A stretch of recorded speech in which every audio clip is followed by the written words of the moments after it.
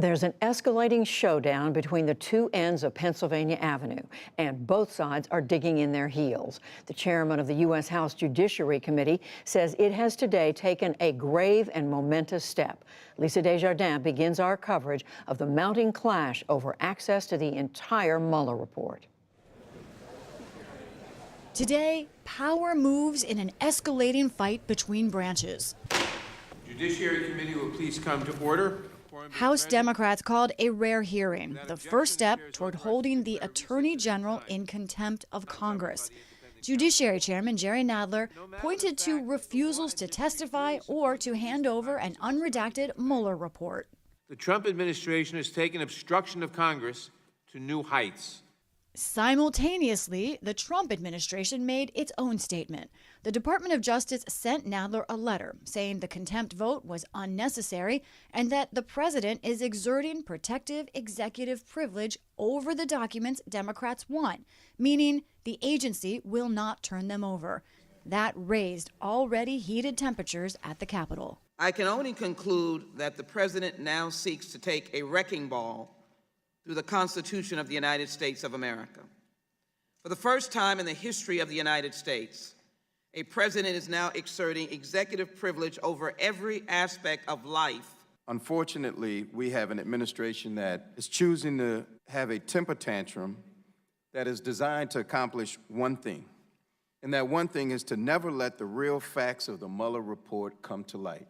Republicans charged that Democrats are playing politics. What a cynical, mean-spirited, counterproductive, irresponsible step it is. Our Democrat colleagues have weaponized our critical oversight responsibilities. Mr. Chairman. Republican Jim Sensenbrenner said the Attorney General cannot hand over all of the Mueller report because grand jury testimony in particular must stay secret. I think it is absolutely shocking that the majority of this committee is going to ask the chief law enforcement officer of the United States to commit a crime. Shocking. Democrats rejected that argument as hyperbole. Nobody's asking the Attorney General to disobey the law. We're asking the Attorney General to obey the law and produce the Mueller report and the supporting documentation. At the White House, hard pushback at the committee and Chairman Nadler. The Attorney General is protecting information, grand jury information, confidential information that he cannot release. The fact that the chairman knows that and continues to ignore it is absolutely absurd. Charging contempt of Congress is a power lawmakers have held since the 1700s, but it is rarely used against members of the executive branch, and even more rarely against the Attorney General. There was a sense of the stakes on both sides. I think people should recognize that this is a deadly, serious moment. The rule of law and our basic institutions that have made our democracy the envy of the world are being tested. Our Democratic colleagues seem to be on a mission. They're determined to destroy Attorney General Barr, or at least discredit him in the eyes of the American people. The vote reflected the sentiments. Those in favor respond by saying aye. Aye. Opposed, no. No. A party line split, with Democrats voting to charge the Attorney General with contempt. That resolution now moves to the full House. This evening, it is being widely reported that the Republican-led Senate Intelligence Committee has subpoenaed Donald Trump Jr. They intend to ask, reportedly, about his meeting with a Russian lawyer at Trump Tower in New York in 2016 and efforts by the Trump Organization to build a Trump high-rise in Moscow. And Lisa joins me now, along with our White House correspondent, Yamiche Alcindor. Hello to both of you. So from your perspective, Yamiche, what are these power moves about that the White House is making, and what is their rationale for claiming executive privilege? Well, this really comes down to historic power plays between the White House and Congress, each using their constitutional powers to really go head to head. So on the White House's side, the president is saying that Democrats are bitter about the 2016 election, and as a result, they're carrying out partisan attacks.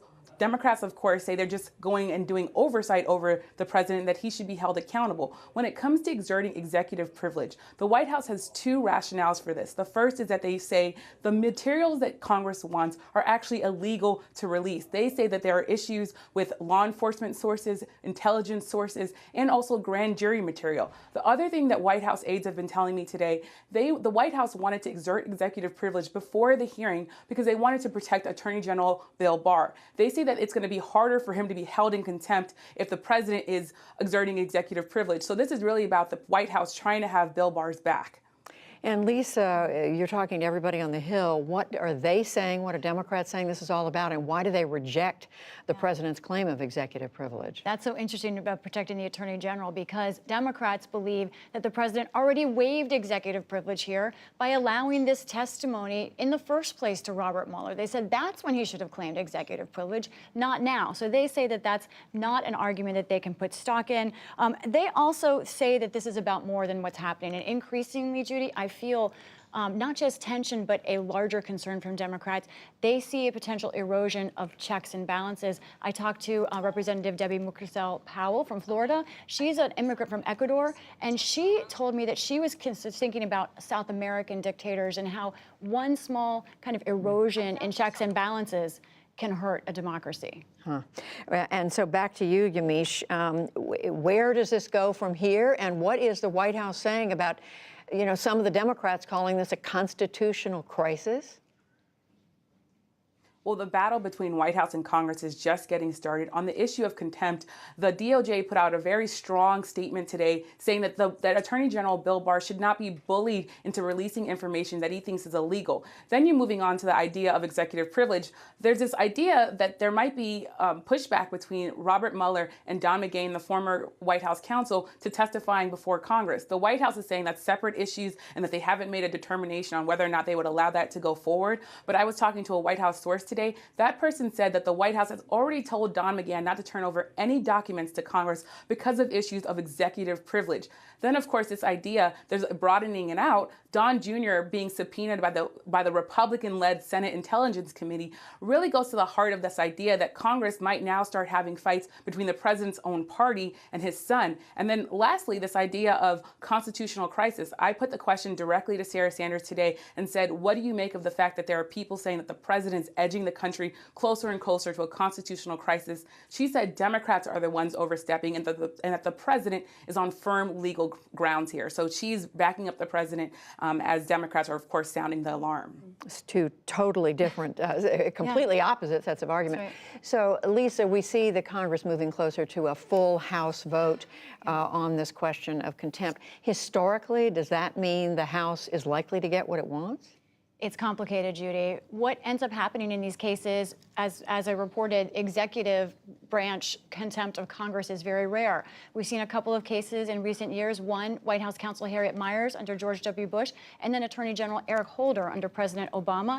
In both of those cases, Judy, it went to courts. The courts took a long time to decide, and it went through appeal after appeal. In the end, while the courts upheld the idea, the concept of Congress having this power, the courts did not want to enforce it. And the presidents at the time were able to basically run out the clock. Those documents were obtained by Congress in both cases, but generally not until a new president was elected. So running out the clock is very possible here for President Trump. However, there's something exceedingly rare that some Democrats are talking about. They have a different power of contempt that they're not invoking now. It's called an inherent contempt of Congress, which means Congress itself can assess fines, and long ago used to actually imprison people itself. Some Democrats are saying perhaps it's time for them to try and use that power, which has not been used since 1935. I was going to say that has not been used for a very long time. There used to be a House jail, of course, no longer. All right. Well, it seems to me it couldn't get much more serious than it is now, but you're watching. That's right. You and Yamiche, thank you both. Yamiche, Alcindor, Lisa Desjardins, we thank you.